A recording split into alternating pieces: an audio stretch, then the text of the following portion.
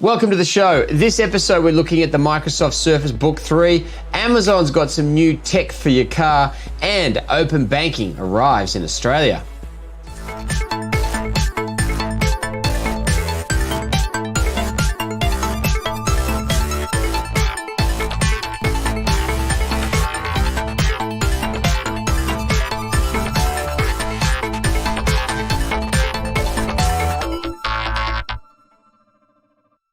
This week, no tech news because we had the opportunity to catch up and talk with Microsoft about the Surface Book 3. We had a chat to them a bit earlier.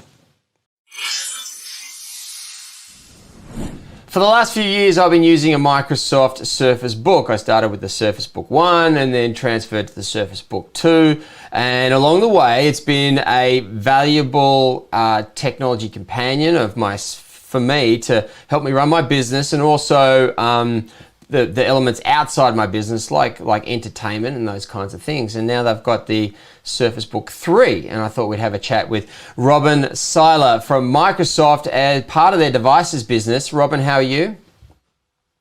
I'm doing really well, actually. It's a sunny day in Seattle, and that doesn't happen very often. Well, it's a sunny day here as well, but a very, very cold one. Now, I want to talk to you about the Surface Book 3 because it's one of those premium notebooks that includes so much in it. There were a couple of things in the Surface Book 2 that I would have liked to see included, so I'll talk to you about that and whether you've included them in the 3 or not. But overall, just to tell people about the Surface Book, it's a premium device, but who are the kind of people that are buying this product first and foremost? Yeah, we think about a range of people when we talk about Surface Book, and mostly the word that we use is really creators, and creation can mean different things to different people. But we think about, for example, developers, people who create code. And when we built Surface Book 3, we spent a lot of time talking to developers and understanding what was really important to them. And so you see things in Surface Book 3 like the massive increase in power and performance. It has up to 32 gigs of RAM. It goes up to 2 terabytes of storage. It has a super fast SSD, which is a big request from developers because that throughput, that I/O is super important to them as they're compiling code. And then also, the other audience that is really important for us here is people who do intensive professional desktop work, things like SolidWorks, Revit, Visual Studio, Adobe, all of those that have significant graphics requirements. And then the third category that we think about is those two groups of people, and then add on the desire to game. Certainly, as we are all in this situation where we're working from different places, we are still working from home, and we've been told at Microsoft that we will probably work from home through October. People are looking for a separation from work and home, and gaming is often that outlet. And so Surface Book 3 gets you to 60 frames per second of your favorite Xbox Game Pass games. And some people don't realize it actually includes the protocol for an Xbox controller. So if you love your Xbox controller, you can actually connect it using the Xbox proprietary protocol and have an amazing gaming experience.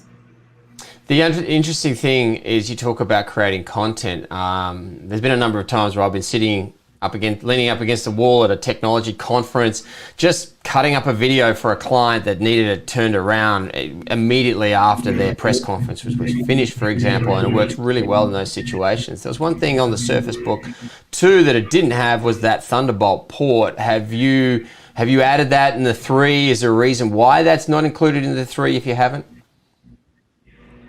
Yeah, when we build any device, we spend time thinking through who the right customer is for that device. And so when we look at these audiences that I just talked about, creators, developers, gamers, there are a lot of things that are important to them, but generally on discrete GPU graphics is typically the most important. And when you look at what Thunderbolt is used for, usually it is connecting large file shares or offloading graphics. And we put those in the book itself. And so from a customer-oriented perspective, Thunderbolt was not the direction that we decided to go. Okay. The interesting thing about a Surface Book, the series, has always been that you can disconnect the screen, you can do it quite easily, and then all of a sudden one device becomes two, a tablet that you can use, you can draw on it, and it's always been very, very good at doing that. I've never found that I've actually ever wanted to disconnect the screen from the device, but it has made it very, very easy to use my Smart Pen for all the inking that I want to do. Am I the only one that's doing that, or are you seeing that with other customers too? When you think about building a device and you get focused on that customer, you think through the scenarios that they would want to use. And we have this concept of not interrupting your flow. And when we're talking about flow, we're talking about the ability to get your ideas out into your device, out into the world. And so every point of friction interrupts your flow. And so the ability, we created the detachable top. And so we do absolutely find people using it, mostly connected to pen. But I will relate this a little bit to my life today. I'm a book user. I'm talking with you right now through my Surface Book 3. And I get up in the morning and I do some email at the kitchen table, and I am typing, just like any laptop. But then I work out and I detach my top and I put it on the treadmill, and I have this beautiful 15-inch display while I watch TV. And I have two boys, and later they get on and, they're watching on a little phone, and I feel a little bit spoiled. But it's such a great experience. And then through the day, I actually work with my screen reversed. And so I use a additional keyboard and mouse to create my desktop. It allows me to put my display at eye height, so I've got good eye contact with the people that I'm talking to. And it creates a very comfortable desktop for me. And then in the evenings, because I love photography, I flip it back around and I do Photoshop on it because it has the power and performance I need to do that. And so through my day, Book is versatile enough to work the way that I want to work in each of those different moments. It's interesting because it's a premium notebook, and everyone, and I'm not going to mention the other brand, but everyone thought that when you were bringing it out, you were just bringing out the competitor to this other brand. But it's very, for me, it's been never been about this versus something else. This is almost sat in its own sort of unique silo in the portable device market, right? It sits there being its own thing, almost creating its own sector. Was that the goal? It's always the goal. If you think about where we started with Surface Pro, we created a concept that didn't exist in the market. And our idea behind Surface at that time was how can we enable people to do more? And that's really kind of stuck with us all the way through. And the ability for people to do more means being flexible around the way that they want to work. And that customer-centered focus allows us to innovate in areas that you may not think about. And you certainly don't think about only if you look at the competition and try and build on where they are. It's interesting, Robin, because with extensively for my business and assisting me with my business, and then like a lot of the products that I use, and for many, and it worked very well. But the real test is when you hand it off to your kids. Is it going to get trashed in the first 3 months and break and all that? But here we are many years later, and it's still going strong to this day. The build quality of the device. Now, you obviously put a lot of R&D into that. You're not just a strong spec sheet, but you actually do a lot of product testing around ensuring that over time it keeps performing too. Yes, we when we build a product, it's design, development, and quality. Those are the three legs of the stool. And if you come to Redmond, we should take you through our quality lab, where we can show you all of the tests that we put our devices through, dropping them from different levels, simulate them, falling off of your desk or falling out of your bag. We have a backpack test for, kids carrying devices and all of the other stuff that's in their backpack that will scratch it up. So yeah, quality is incredibly important for us. And I also have a few Surface Book 1s floating around my house that I cannot pry out of the hands of my family. Well, Robin, if you come to my house, I'll show you a couple of our tests, which is leaving the device on top of the fire mantle. That one's quite an interesting one.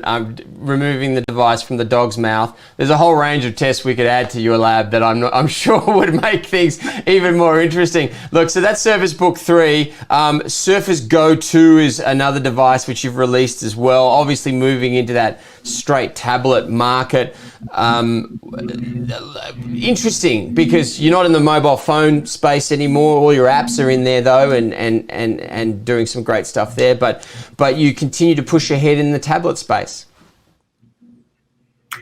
Yeah, different form factors for different people are important because nobody is the same, and optimizing for different ways that people work or think or learn is really important. So when we think about the Surface Go, we think about a set of customers such as schools or children with the environment that we're in, where people are trying to work, learn, and connect from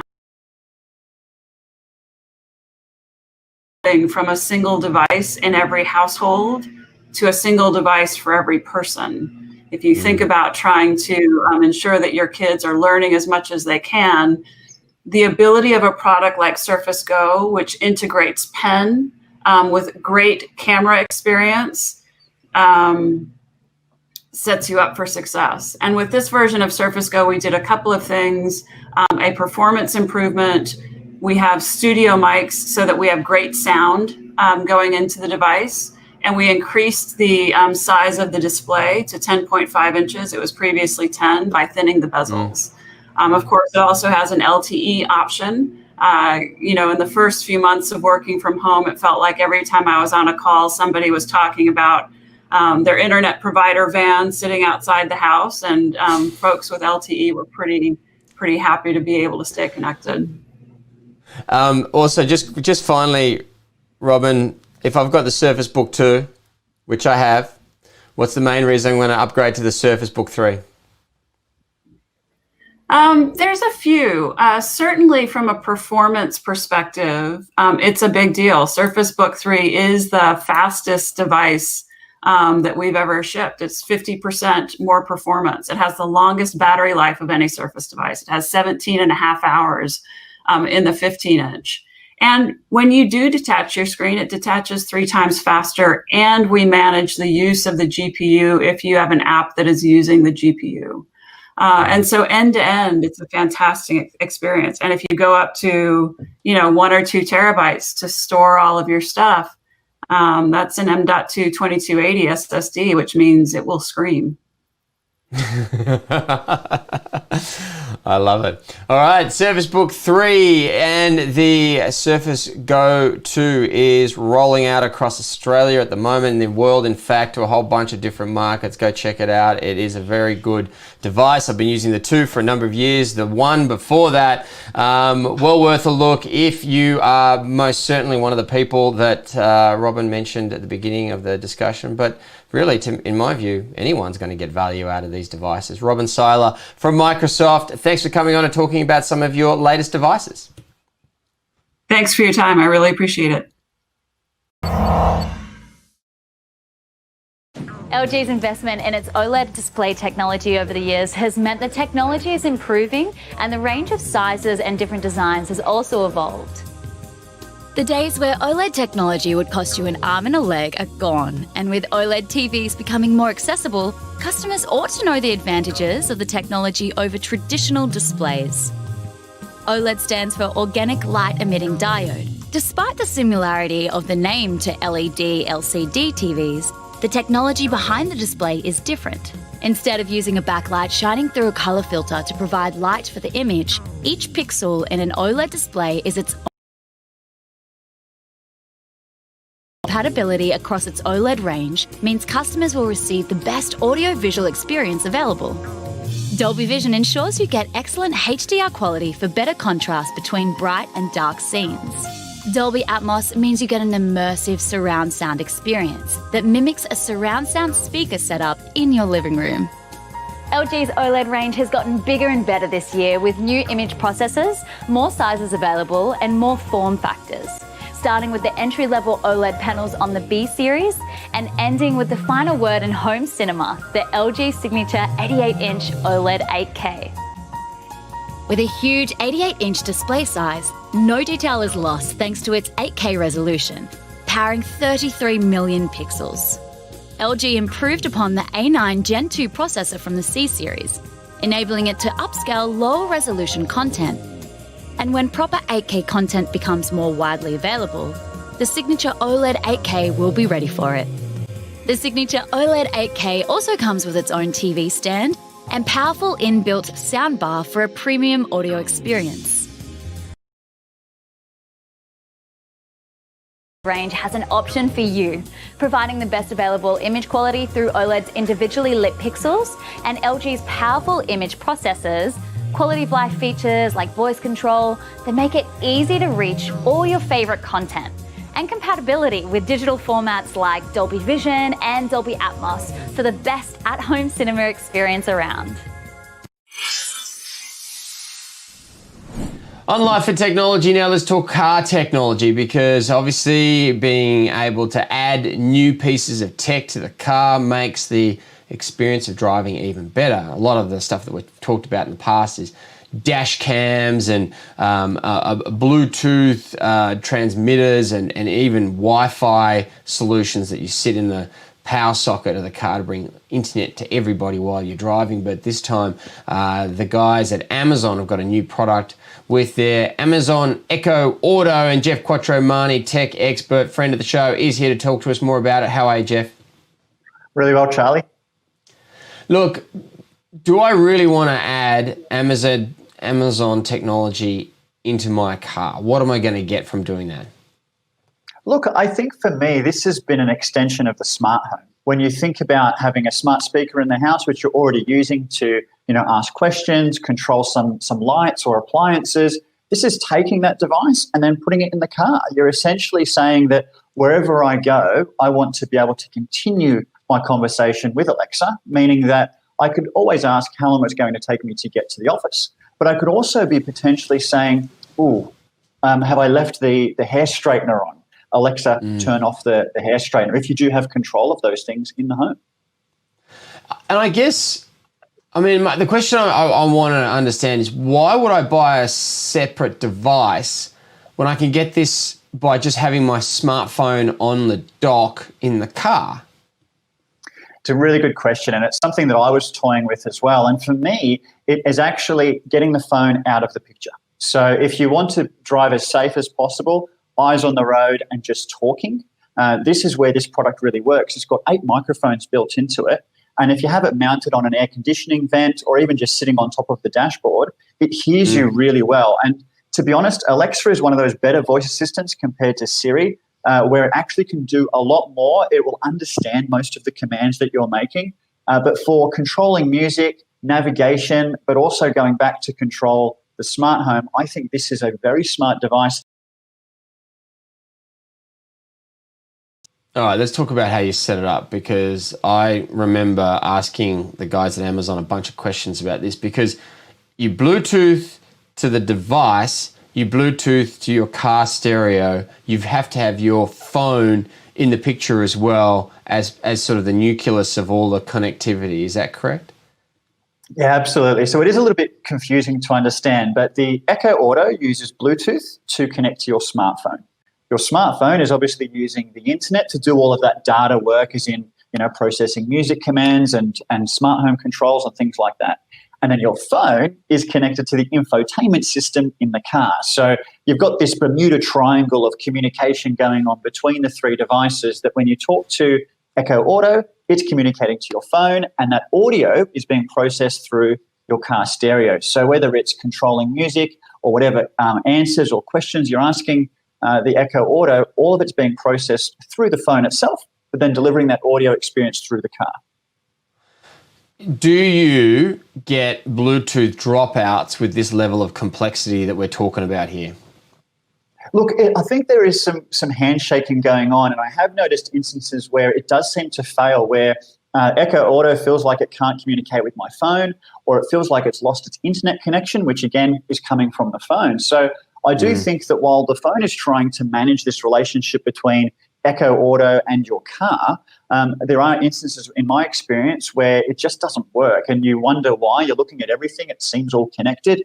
Your phone still has 4G signal, and you wonder what's going on. So there are instances in my time where it just doesn't work at all. But ask again, and it seems to come back to you.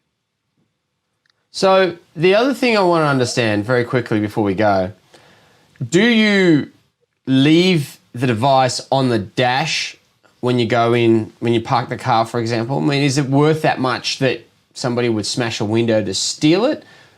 Where are we at there with sort of theft protection and the value of this for the car? Look, it's $79, so I'd be very surprised if someone broke into your car to steal it. And honestly, it's kind of useless if you took it out of the car, because it doesn't work unless it's really got that perfect pairing situation going on. So I've left it in the car. I'm not too concerned about it. Honestly, if someone broke into my car to steal this, I think they've got other concerns to worry about. Yeah, fair enough. All right.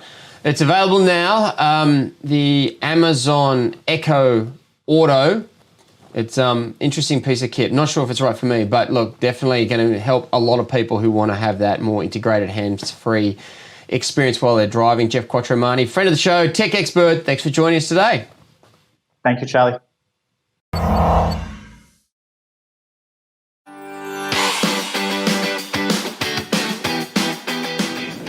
This is Genie, the touchscreen device delivering your favorite streaming entertainment. It's smart, safe, and fits in your pocket. You'll notice that Genie has no cameras, as this is an entertainment device. Every Genie has Bluetooth and Wi-Fi connectivity, a 5-inch plastic touchscreen, FM radio receiver, and a 2,200 mAh battery. We've also included basic parental controls allowing you to pin lock the apps and settings on every Genie. Don't know the pin? Then you can't open the app. There are 3 versions of Genie: Genie, Genie Plus, and Genie Connect.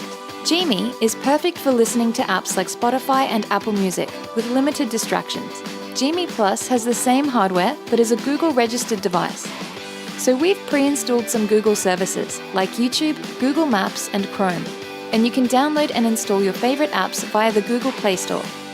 Genie Connect is just like the Genie Plus, but with 4G connectivity. Your Genie Connect will stream your favorite entertainment via Wi-Fi and 4G, make and receive calls, and also text. With Genie Connect, we've included the ability to personalize the incoming and outgoing call and SMS experience using our preloaded call block. Block or approve incoming calls and SMS traffic as you decide. Find your Genie, a safer, smart device.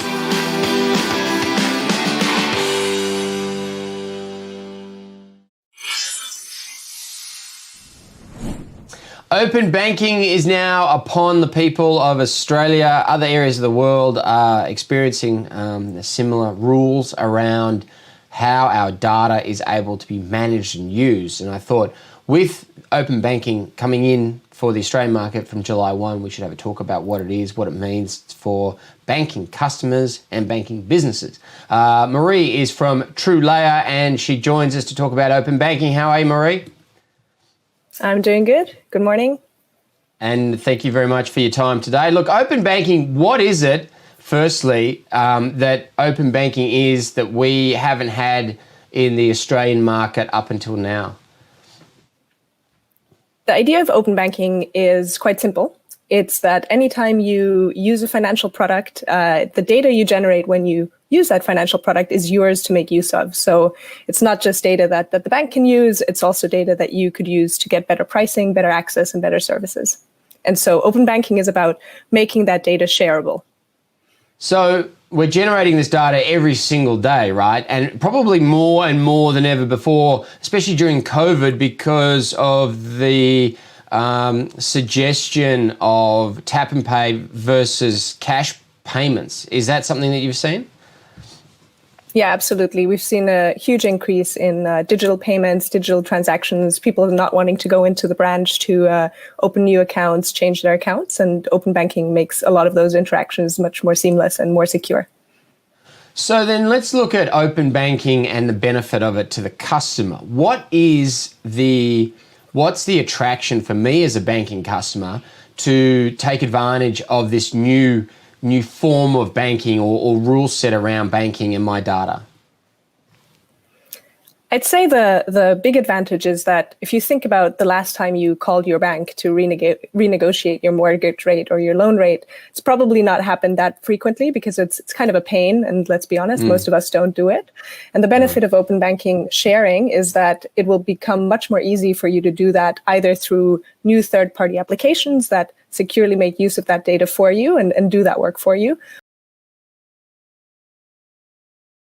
Are coming in and are able to see the data and that they'll maybe proactively step up their game a bit.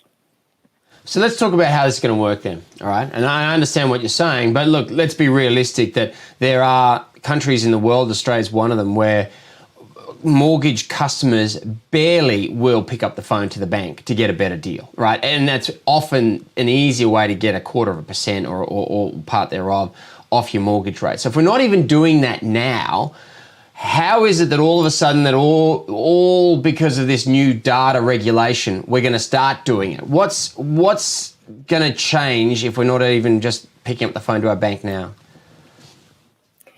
The big thing that will change, and what we've seen in Europe in our experience of doing open banking related services for the last 2 years, is that you get really great new apps that are much more seamless than picking up the phone. And it's much more easy to actually get all the terms of the product that you're on and then share your actual usage data with a new third party or with your bank in a way that they can calculate a more appropriate rate. So as opposed to you having to, fill in a spreadsheet or get out a paper statement or remember what the actual terms of your mortgage are, it's all going to be there in a way that's easy for you to share.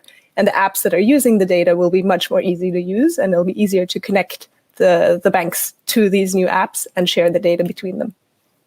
Marie, in a world where people are quite happy to use apps which grab all this private information, and I'm not pointing anyone out here, but let's mention TikTok, right? We're happy to use TikTok, yet we know that TikTok grabs all this private information about what's on our smart devices when we're using it. Is it safe for us to then be given the keys to our banking data to then share with third-party apps? I mean, is that something that we should be concerned about, that all of a sudden people are going to be handing over a lot more information, really personal information, to third parties, and they may not understand where that data is going to be going and how it's going to be used? The big benefit about the consumer data right, which is the name for the law in Australia, so the open banking law, is that it's very tightly controlling who actually gets access to the data and what sort of disclosures they have to make about how they're going to use the data. So it's something that there's an accreditation process, so companies will actually have to go through a process to getting a seal of approval from a regulator to look at whether their governance is correct, whether they're treating the data right, and that should increase the security and trust from consumers a lot.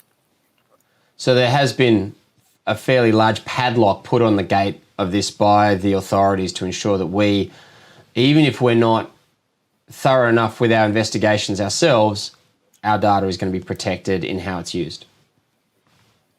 Correct, absolutely. And that's ultimately, as you said before, most of us don't call our bank even. So who's to say that we're going to do all this due diligence on these applications? So that logo of CDR recipient should be a real sign of trust. You mentioned this has been in place in Europe for the last couple of years. What have you seen, or what has the market seen in terms of services and product benefits to customers since open banking was inputted in those markets? At the highest level, it's really enabled the growth of a bunch of new personal finance management tools. So you have cool apps like Plum and Chip and others who basically use these APIs to pull in the data and then put AI on top of it and give you recommendations about how to manage your money better and give you early warnings. Then it's also really innovated on the lending front. So if you are someone who's borrowing from a credit provider, those credit providers are starting to use these secure data feeds to give you a much more personal appropriate for you. And now we're starting to see it go into whole new areas of the market. So we're starting to see, for instance, e-commerce platforms use the data to verify your identity, which is much simpler than having to dig out your passport or your driver's license number or similar processes. And then I think off the back of that, it's everything to do with any process where your banking data could help the company make a better decision for you and give you a better price. And ultimately, the banks are also starting to catch up and up their pricing, as in lower their pricing, up their pricing game. So I guess you could say that instead of us having to do the shopping around is being done for us by the banks and financial institutions and third parties. Absolutely right. And in Australia, actually, the likes of Finder and other comparison sites are definitely looking at the consumer data right on how they can do that work for you. Interesting. The other concern, I guess, is always going to be around protection of data. And whenever we hear about about changes to banking and financial data that we've got, I guess one of the concerns would be: are we creating new honeypots of data that could be hacked or attacked by unscrupulous cyber criminals? What's the risk there? Definitely a risk to be aware of. The fact that there is an accreditation process reduces that risk. The approach that the regulator has taken is that third parties that want to participate essentially have to have the same level of security that a bank has. And in that sense, the banks are the ultimate honeypots of data, and it shouldn't reduce the risk disproportionately compared to the benefits that we're going to get from being able to share it more securely. And one other thing to consider is that some of this data sharing is happening today in less secure ways, and it's going to hopefully replace a lot of that. Okay, very interesting. I guess at the end of the day, what we're looking for is a more open and transparent system and a mechanism where customers can get a better deal on their services, mortgages, credit cards, whatever it might be, if those deals are out there. Is that what we're heading toward? That is definitely what we're heading towards. And it's about the financial deals you're getting. It's also beyond that about the support you're going to be able to get from the third-party applications in managing your money. So once you've got all the best products, you still kind of can use them to manage your day-to-day spending and find opportunities for how you might be able to set yourself up better and your family better. Well, the days of us sitting around at family barbecues and talking about our mortgage rates and being horrified by how much extra we're being paid by some of our friends could be behind us. Hopefully, we'll wait and see. Open banking is here in Australia. It's been running in Europe for the last couple of years. The guys at True Layer are all over it. Marie, thank you very much for your time today, and we appreciate your insights. Thank you very much, and let's hope we can get barbecues going sooner rather than later. Good on you, Marie. Thank you. Nintendo Switch is a great console for use at home or for taking with you for gaming on the go. Here's a rundown of the latest games, bundles, and system types. The Switch comes in a few different variants these days. The cheapest is the Switch Lite, which is a bit smaller and more portable than the regular Switch. But the trade-off is it's only usable in handheld mode. Priced at $298, it's about $100 cheaper than its big brother and comes in a bunch of different colors. The regular Switch goes for $398 and can plug into the TV for couch gaming. Currently, there's a bundle with Mario Kart 8 included, and there's always plenty of great deals on the Nintendo eShop for digital purchases. If you're looking to bundle up, Red One's Switch Starter Pack provides everything you need to get started on the Switch. The Switch Starter Pack comes with a case for either the Switch or Switch Lite, a screen protector, charging cables for both USB and car charging, thumbstick grips, a cleaning cloth, and a game case for your cartridges. The starter pack goes for $68 with over $100 worth of products included. As for games, Nintendo is one of the biggest companies in the business, with some of the most popular series of all time.